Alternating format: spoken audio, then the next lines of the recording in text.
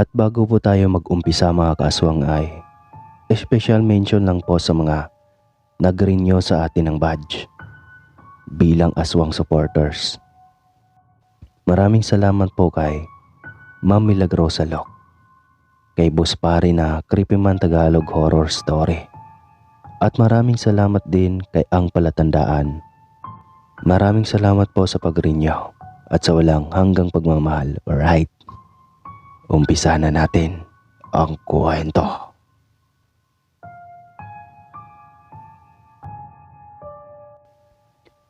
Mapagpalang araw, Sir Caspar. Tawagin niyo na lang ako sa pangalang Steven, 70 anyos. Ang kwentong ibabahagi ko sa inyo ay nangyari noong taong 1970 sa isang probinsyang malayo sa Kabihasnan, ngunit sakop pa din sa Kabisayaan. 20 anyos lang ako nang mangyari ang karanasan kong ito. Ang mga kabataan noon ay kakaiba na sa mga kabataan ngayon. Dati kasi, sanay na sa trabaho ang mga kabataan at takot sumuway sa mga utos ng kani-kanilang mga magulang. Gayon din naman ako. Ayaw na ayaw kong nagagalit sa akin si tatay. Kaya naman kapag nagpaalam ako na mamamasyal sa aking mga pinsan, natataranta na ako kaagad kapag narinig kong matinis at malakas niyang sipol. Kahit kasi binata na ako ay hindi naman ako nasanay na mag-ala. Nakakalabas lang ako ng bahay kapag tapos na ang trabaho namin sa bukid. Mag-igib ng tubig, magsibak ng kahoy, at kung ano-ano pa. Kahit lalaki ako ay marunong ako sa mga gawaing bahay.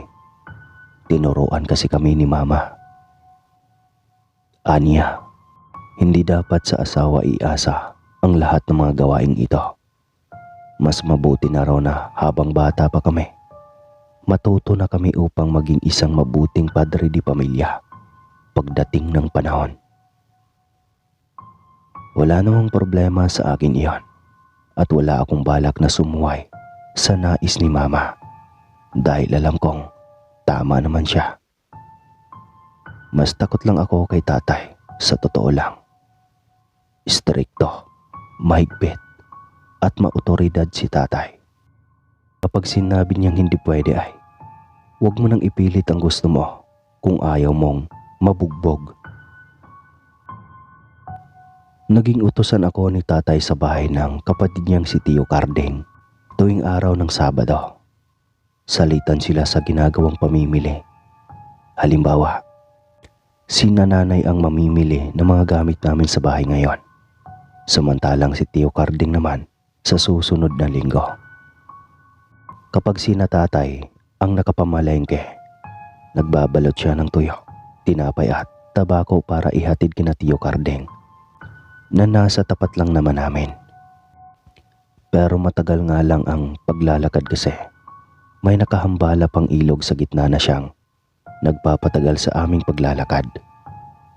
Kapag si Tio Carding naman ang makakapamili, sisigaw lang siya sa tapat ng aming bahay.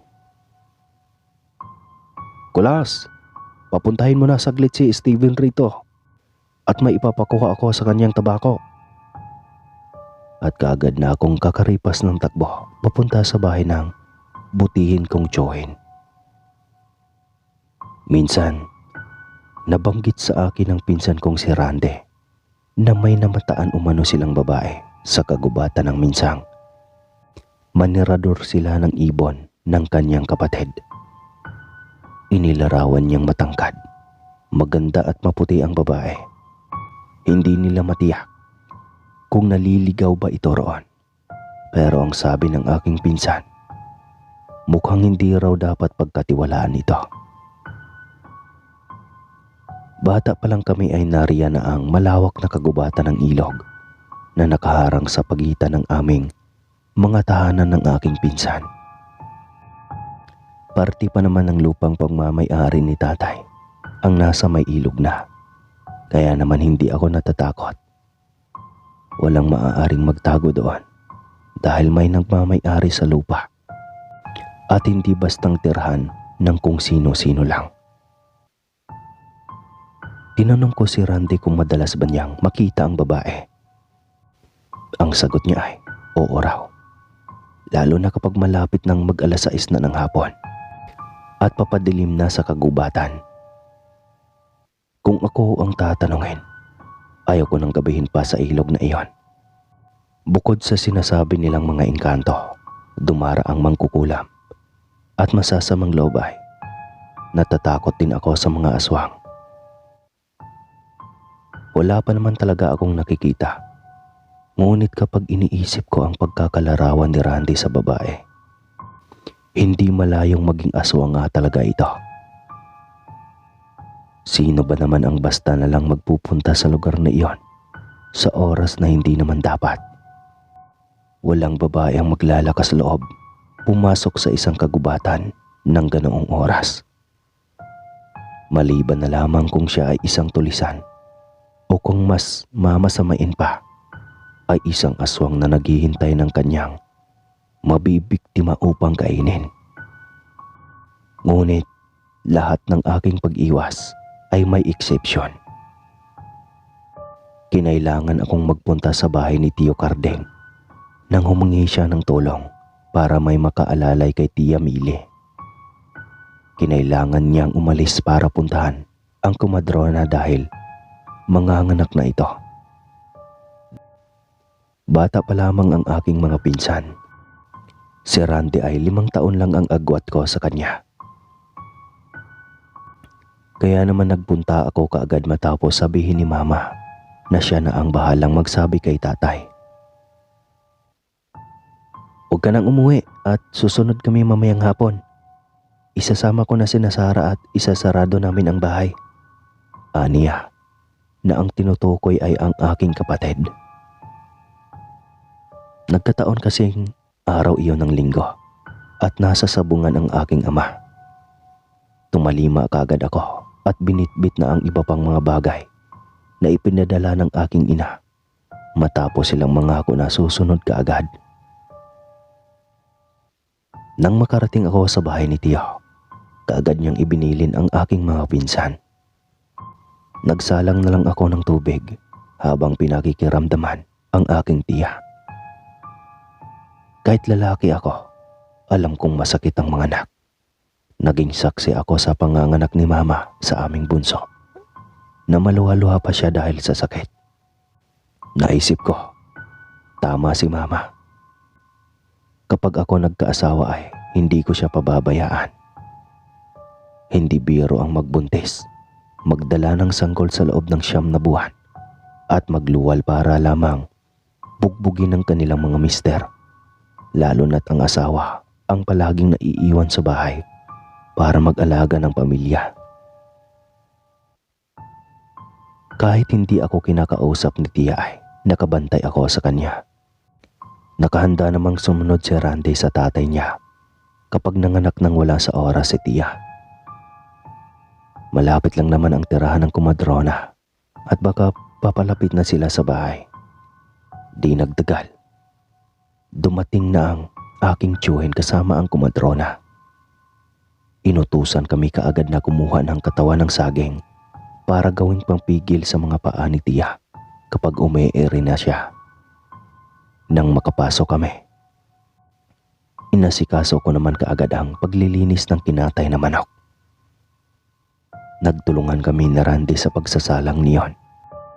At kagyat na naalarma ng pagkalipas ng 3 narinig naming ere ay may umiiyak na nasanggol. Tila kami nabunutan na din ng tinik sa tuwa at nagpasalamat sa Panginoon sa panibagong biyayang ibinigay niya sa amin. Maingat na ikinarga ng komadrona ang sanggol habang binibihisa naman ni Tio ang kanyang asawa. Hindi ko makakalimutan ang unang pagkakataon na nagkaroon ako ng mga kapatid dahil ako ang panganay. Palagi kong nasasaksihan ang pagluwal sa kanila ni Mama. Papahapon na at walang kahit sino mula kina Mama at Tatay ang nakatawid sa ilog para bumisita kay Tia. Hindi ko din sigurado kung makakapunta ba sila dahil nasa lakad si Tatay.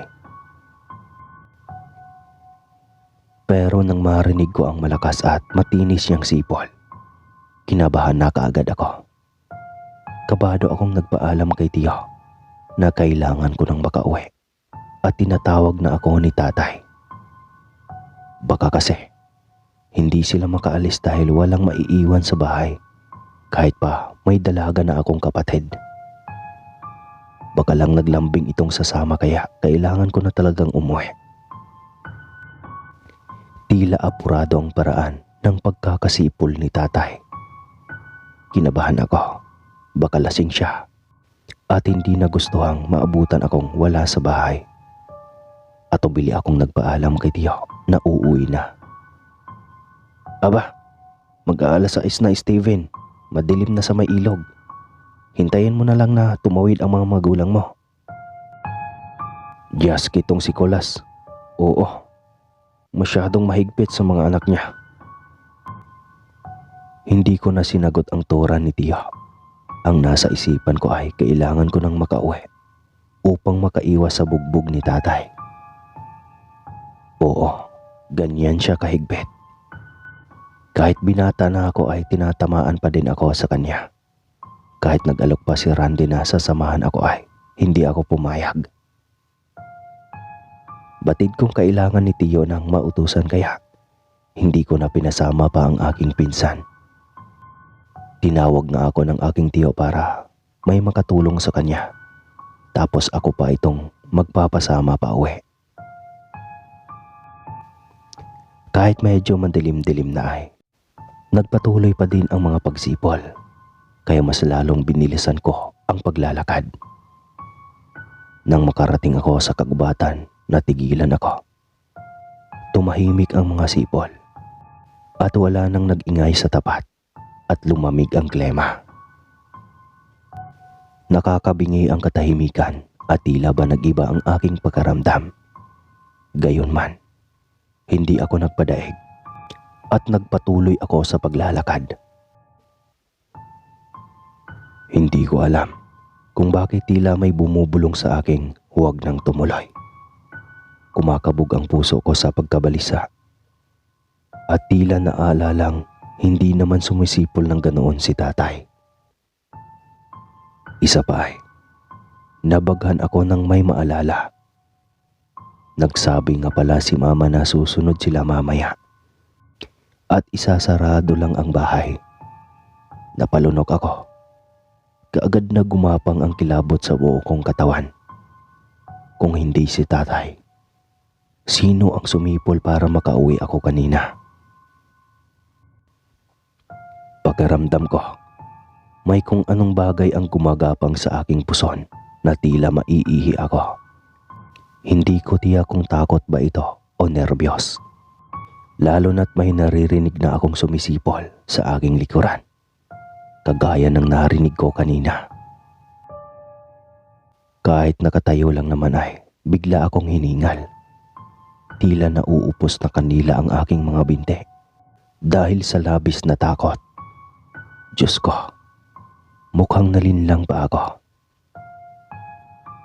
Tumalon ako mula sa kinatatayuan dahil sa labis na gulat nang may mapansin ako sa aking likuran.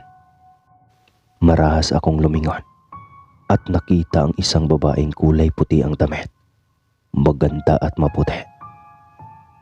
Kakaiba ang ngisi ng babae. Tila nakakita ng pagkain. Nakaririmarim iyon. At animo naghahatid ng babala sa aking sistema na ang babaeng aking kaharap ay mapagpanggap lamang. Mukhang naligaw ka, iho. Bungad niya na naging dahilan kung bakit naglabasan ang butil-butil kong pawisan noo. Nanlalamig at nanlalagkit din ang aking mga kamay. Ngunit nakapagtatakang hindi ako makapagsalita. Tila ako na-stroke na kahit anong paghakbang ay hindi ko magawa. Lumapit siya at muli na namang ngumisi. Nariyan na naman ang bulong sa aking tenga at hindi sinasadyang mapatitig ako sa kanyang bibig. Baka mamaya ay lumabas na ang pangil mula doon at mahabang dila. Kinalma ko ang aking sarili at tinawag ang Panginoon. Natatakot lang ako pero kaya kong labanan to. Nang makaipon ako ng lakas ay nagawa kong tumikim. Ewan ko ba, bigla akong napagod ng sobra. Iyong pakiramdam na may pinasan akong mabigat na bagay, kaya nangangalay bigla ang aking mga binte. Magalang akong nagpaalam sa babae ngunit humahalakhak lang ito. Hinila niya ako na ikinagulat ko. Sabay balibag niya sa akin sa batuhan. Napaigik ako sa sakit at nasindak. Nang makitang nanlilisik na tumitig sa akin ang babae at dahan-dahang pumula ang mga mata nito. Naani mo'y nagbabaga sa medyo madilim na kapaligiran. Hindi ka na makakalabas sa rito ng buhay. Aniya na ikinahindi ko. Hindi na ako nakapagsalita pa nang dumaluhong siya ulit at wala akong nagawa kundi magsisigaw sa sobrang takot. Tila ako tumiklop sa kaalamang baka aswang ang nasabing babae at nilinlang niya lang ako para maging biktima. Mararahas ang mga kamay niyang dumampot sa akin at muli na naman akong kinalmot. Damang-dama ko ang hapdi na likha ng kanyang mahahabang kuko. Wala akong nagawa kundi mapaigik at maya-maya ay mapapaiktad. Hindi ko alam kung aswang nga ba siya talaga at kailangan niya akong saktan at pahirapan. Muli niya akong ibinalibag na ikinaluha ko sa sakit. Kahit sobrang istrikto ni tatay, kahit kailan ay hindi niya kami tunuro ang manakit ng ibang tao. Ngunit sa pagkakataong iyon, dahan-dahan nang nagdidilim ang paningin ko. Nahagip ng aking paningin ang isang bato na nasa malapit lang ng aking kinaroroonan. Pasimple ko itong dinampot at nang hilahin niya ako para saktan na naman, ay walang awang ipinukpok ko na iyon sa kanyang mukha. Dahilan para mapaangil siya sa akin. At sa pagkakataong iyon, dahan-dahan nang nagbabago ang kanyang anyo. Mula sa pagiging isang babae ay nagkaroon na siya ng matutulis na pangil. Lalong namumula ang mga mata at nagbago ang kanyang anyo ng tuluyan. Halos hindi ko na maintindihan ang kanyang pagsisingasing na tila ba isang mabangis na hayop. Hindik akong napatili na tila bakla nang humaba ang kanyang dila para pumulupot sa akin. Halos mamula na ang aking mga mata at buong mukha na pagpupumilit na makasagap ng hangin. Akala ko mawawala na ako sa mundo. Ngunit gayon na lang ang pagkabigla ko nang mapaigik ang aswang na sumakal sa akin. Nang mapalingon ako, nakaluhod na ang aswang at nakita ko si tatay na may hawak na itak sa kanyang kanang kamay. Mukhang siya ang may kagagawan ng pagkasugat ng aswang. Dahilan para tila ito pusang gumagapang papalayo. Dinaluhan naman kaagad ako ni mama na may pag-aalalang mukha. Aniya, bakit raw ako umuwi gayong nagbili na siyang susunod sila sa akin kinahapunan? Si tatay ay nag-aalala ding lumapit sa akin, kaya ipinagtapat ko na ang totoo. Nagkatinginan sila ni mama at itinanggi ni tatay na sumipol siya upang pauwiin ako. At tama nga ako ng hinala, batid na namin na nililin lang ako ng aswang para abangan. Mula noon, hindi na ako sinisipulan ni tatay kapag nagpupunta ako kina Tiyo. Alam ko din naman na responsable ako at umuuwi ng tamang oras. Ang aswang na minsan nang nanloko sa akin ay hindi ko na din nakita pa kahit kailan. At hanggang dito na lang po. Maraming salamat po sa lahat ng nakikinig. Muli po, Ako po si Steven, ang pinagagawapong tisoy. Joke lang po.